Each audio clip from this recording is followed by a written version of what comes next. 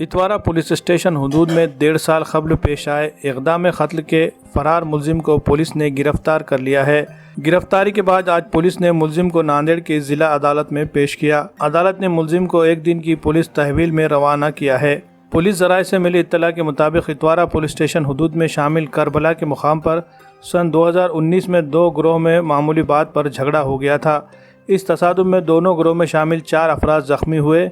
इस मामले में ताज़रात हिंद की दफ़ा 307 के तहत इक़दाम क़त्ल का मुकदमा दर्ज किया गया। इस मुकदमे में शामिल मुलजिम शरीफ अब्दुल गफ्फार ये फरार हो गया था और पिछले 1.5 साल से पुलिस उसको तलाश कर रही थी।